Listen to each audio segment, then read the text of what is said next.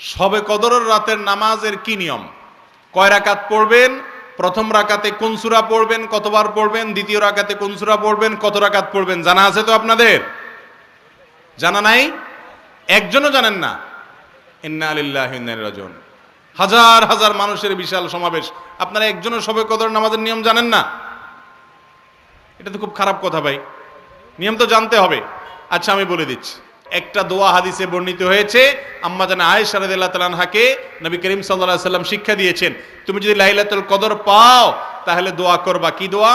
ভাইরা আমার, কার রমজান এর রোজা কবুল হচ্ছে? এত কষ্ট করে আমরা রোজা রাখছি, এত কষ্ট করে আমাদের সিয়াম পালন করছি, কারগুলো কবুল হচ্ছে এটা বুঝার কিছু আলামত আছে। এর মধ্যে থেকে অন্যতম বড় আলামত হলো যদি রমজানের ইবাদত, রমজানের শিক্ষা এটা রমজান পরবর্তী জীবনে আমরা ধরে রাখতে পারি, এটা দ্বারা একটা সুধারণা, একটা আলামত অনুমান করা যায় যে রমজানের ইবাদত আমাদের হয়তো কবুল হয়েছে। কারণ কারোর যদি আগের ইবাদত কবুল হয়, সেই ইবাদতের ধারাবাহিকতা সে ধরে রাখতে পারে, ওইটা কন্টিনিউ সে করতে পারে। আর যদি আগেরটা কবুল না হয়, নতুন করে ইবাদতের তৌফিক হয় না।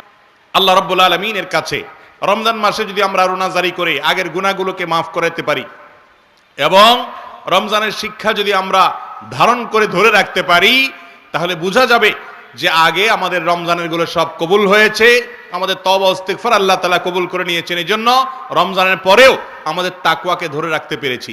ঈদের উৎসবের নামে আমরা হারামে গা ভাসাই নেই, আমরা ঈদ পরবর্তী জীবনে, রমজান পরবর্তী জীবনে আবার যেই সেই হয়ে যাই নেই।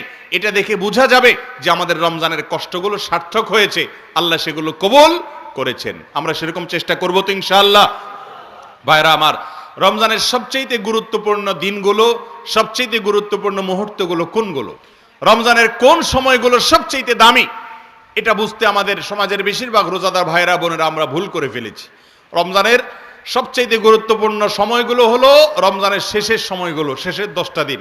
নবী করিম সাল্লাল্লাহু আলাইহি সাল্লাম তিনি রমজানের শেষ দশক আসলে, শেষ 10টা দিন শুরু করলে কি করতেন? 4টা কাজ করতেন। এক, আমাদের আয়েশা রাদিয়াল্লাহু আনহা বলেছেন, কানান নবী সাল্লাল্লাহু আলাইহি ওয়াসাল্লাম ইযা দাখালাল আশর, রমজানের শেষ 10 দিন যখন শুরু হতো, 20 রমজান যখন পার হয়ে যেত, 21 রমজান যখন শুরু হয়ে যেত, তখন থেকে তিনি কয়েকটা কাজ করতেন। তার প্রথমটি হলো কানা ইযা দাখালাল আশর আহইয়া লাইলাহ, রাতে আর ঘুমোতেন না। শেষ দশকের রাতে আর ঘুমোতেন না, সারা রাত জেগে ইবাদত করতেন। ওয়া আইকাযা আহলাহ, আর এই দশকে তার পরিবারের লোকদেরকে ঘুম থেকে ডেকে তুলতেন, কাউকে ঘুমোতে দিতেন না। কারণ এটা ঘুমানোর সময় নয়, ঘুম সারা বছর যাওয়া যাবে, এটা তো আল্লাহর পক্ষ থেকে পাওয়া অফারের সুযোগ, বিধায় এই সুযোগ হাতছাড়া করা যাবে না। পরিবারের লোকদেরকেও ইবাদতের জন্য ডেকে তুলতেন। আর 3 নম্বর কাজ হলো ওয়াসাদ্দা মিযজারাহ, তিনি তার কোমর বেঁধে নিতেন, কোমর বেঁধে ইবাদত বন্দেগী করতেন, অর্থাৎ তার জীবনে সবচেয়ে বেশি সাধনা করতেন। 4 নম্বর হলো কানা ইযা দাখালাল আশর কানা ইয়াজতাহিদু ফীহি মা লা ইয়াজতাহিদু ফী গায়রি, রমজানের শেষ দশকে যত ইবাদত বন্দেগী নবীজি করতেন, এত ইবাদত বন্দেগী অন্য কোনো সময় করতেন না। আমরা সেই ইবাদতকে শর্টকাট করে নিছি, আমরা শুধু 27 তারিখে ইবাদত করি, 27 রাতে, অন্য রাতের আর কোনো খোঁজ খবর আমাদের নাই। অথচ আমাদের নবীজি শুধু 27 রাতে ইবাদত করতেন, তিনি রমজানের শেষ দশকের সবগুলো রাত ইবাদত বন্দেগী করতেন। আর রমজান চলে গেলে আমরা অনেকে ইবাদত বন্দেগী ছেড়ে দেই। মসজিদে রমজানে এত মুসল্লি, রমজানের পরে আর মুসল্লি খুঁজে পাওয়া যায় না, হারায় যায় সব। ভাইরা আমার, যারা রমজান মাসের ইবাদত করে, মাসকে পুজো করে, তারা শুধু এই মাসের ইবাদত করে। যারা আল্লাহর ইবাদত করে তারা রমজানেও ইবাদত করবে, রমজানের পরে ইবাদত করবে। কারণ যে আল্লাহ রমজানে ইবাদত করতে বলেছেন, তিনি রমজানের পরে 5 ওয়াক্ত নামাজ পড়তে বলছেন না, বলেন নাই? অতএব বছর জুড়ে রমজানের শিক্ষাকে আমরা ধরে রাখার চেষ্টা করব তো ইনশাআল্লাহ।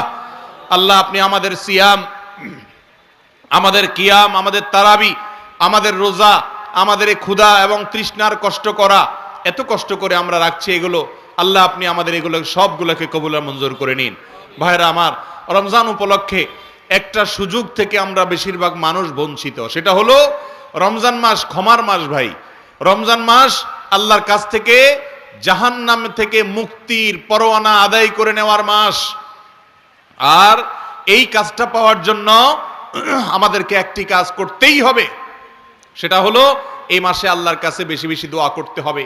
বেশিরভাগ মানুষ আমরা হতভাগা, কপাল পোড়া, যে গোটা মাস চলে যায়, আজকে রমজানের কয়েকটা দিন চলে গেল, আমরা বেশিরভাগ মানুষ এই মাসে আল্লাহর কাছে চোখের পানি ফেলে একটু দোয়া করার সুযোগ পাই না। ভাইরা আমার, একান্তে নির্জনে একটু আল্লাহর সাথে কথা বলবেন, একটু দোয়া করবেন।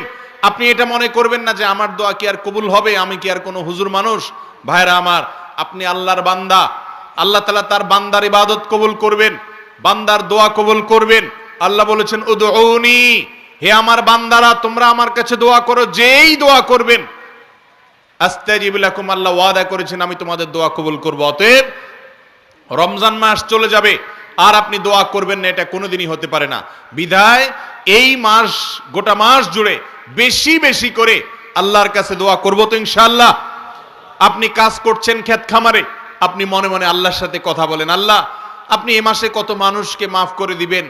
আপনার নবীজির হাদিস থেকে আমরা জানছি যে প্রতি রাতে আপনি রমজানে অসংখ্য মানুষকে, বহু মানুষকে আপনি জাহান্নাম থেকে মুক্ত, জান্নাতি জান্নাতি ডিক্লেয়ার করে দেন, এই ঘোষণা দিয়ে দেন, আল্লাহ আমাকে একটু তাদের মধ্যে শামিল করে নেন। আপনি যদি আমাকে তাদের মধ্যে শামিল করেন, আপনার কোনো ক্ষতি হবে না, লস হবে না, আপনার কোনো অভাব বলতে কিছু নাই। আল্লাহ তো আপনি আমাকে মাফ করে দেন।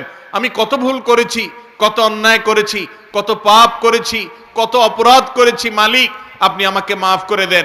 এখনো নাকের ডগা নিঃশ্বাস আছে, এখনো মাপ চাইলে মাফ হবে, মরার পর আর মাপ চাইলে মাফ হবে না, কিয়ামতের দিন মাপ চাইলে মাফ হবে না, কবরে গিয়ে মাপ চাইলে আর মাফ হবে না, মাপের দরজা বন্ধ হয়ে যাবে। আল্লাহ এখনো তো আমার নিঃশ্বাস আছে, এখনো তো আমার প্রাণ আছে, এখনো তো আমি জীবিত আছি, আল্লাহ আপনি আমাকে মাফ করে দেন। আপনি ক্ষেত খামারে কাজ করছেন, মা বোনরা বাসা বাড়িতে কাজ করছেন, রান্না বাড়া করছেন, ইফতার প্রস্তুত করছেন, সাহারি প্রস্তুত করছেন, বাচ্চাদেরকে গোসল করাচ্ছেন, নিজে অন্য কোনো কাজ করছেন, এই কাজের ফাঁকে ফাঁকে আল্লাহর সাথে একটু কথা বলেন, মনে মনে বলেন, মুখে মুখে বলেন। ভাইরা আমার, কায় মনোবাক্যে একান্তে আল্লাহর ইবাদতের পথে আজকের যুগে সবচেয়ে বড় বাধা হলো আমাদের হাতে থাকা স্মার্টফোনগুলো, দামি মোবাইলগুলো। এগুলো হলো সবচেয়ে বড় শত্রু আমাদের। এগুলো একান্তে একটু আল্লাহর সাথে কথা বলতে দেয় না আমাদেরকে। আমাদের একান্ত সময়গুলো মোবাইল ফোন নিয়ে গেছে, স্মার্টফোন নিয়ে গেছে, সোশ্যাল মিডিয়া নিয়ে গেছে, ফেসবুক, ইউটিউব, টিকটক, লাইকি এগুলো নিয়ে গেছে। ভাইরা আমার, আমাদের নির্জনে একাকী সময়গুলো একটু আল্লাহর সাথে কথা বললে মনটা নির্ভার হবে, মনটা ফ্রেশ হবে, মনটা পবিত্র হবে, আপনি সফল হবেন, আপনি সাফল্যের চূড়ান্ত শিখরে যেতে পারবেন, আপনার রমজান মাস সফল হবে। ভাইরা আমার, এই জন্য আল্লাহর ওয়াস্তে মোবাইল ফোন, স্মার্টফোন এবং সোশ্যাল মিডিয়ার ব্যবহারকে নিয়ন্ত্রণ করতে শিখেন। আপনি ফেসবুক ব্যবহার করবেন, ফেসবুক যেন আপনাকে ব্যবহার করতে না পারে। আপনি ইউটিউব ব্যবহার করবেন, ইউটিউব যেন আপনাকে ব্যবহার করতে না পারে। আপনি সোশ্যাল মিডিয়া ব্যবহার করবেন, সোশ্যাল মিডিয়া যেন আপনাকে ব্যবহার করতে না পারে। আপনি দামি ফোন, স্মার্টফোন, আপনি সেগুলোকে নিয়ন্ত্রণ করবেন, ফোনে যেন আপনাকে নিয়ন্ত্রণ করতে না পারে।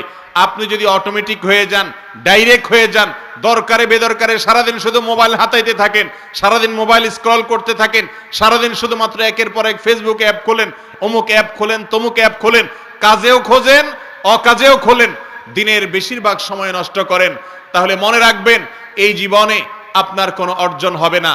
আপনার এই নেশা আপনাকে ধ্বংস করবে, দুনিয়ার জীবনকে ধ্বংস করবে, আখিরাতকে ধ্বংস করবে। রমজানের শ্রেষ্ঠ সময় নিজেদেরকে এই সমস্ত বদভ্যাস থেকে সরিয়ে আনার জন্য, নিজেদেরকে নিয়ন্ত্রণ করা শেখানোর জন্য রোজা মানেই বিরত থাকা, রোজা মানেই হলো নিয়ন্ত্রণ করতে শিখা। অতএব আমরা মোবাইল ফোনকে নিয়ন্ত্রণ করতে শিখি, তাহলে একান্তে দোয়া করার সুযোগ হবে, একান্তে আল্লাহর সঙ্গে কথা বলার সুযোগ হবে। একান্ত বলতে আজকাল কিছু নাই, একান্ত সব সময়গুলো মোবাইল নিয়ে গেছে।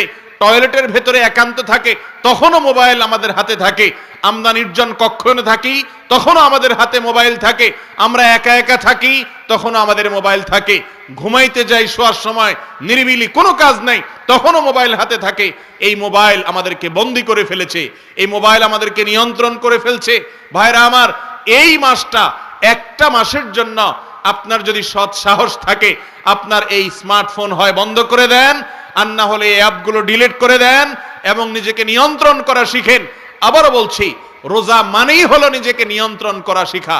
আপনি যদি ডাইরেক্ট হয়ে যান, দরকারে বেদরকারে মোবাইল ধরেই আপনি ফেসবুক, আপনি ইউটিউব হাতাচ্ছেন, দরকার ছাড়াও ঘন্টাকে ঘন্টা আপনি স্ক্রল করতেছেন উদ্দেশ্যহীনভাবে, তার মানে আপনি ডাইরেক্ট হয়ে গেছেন।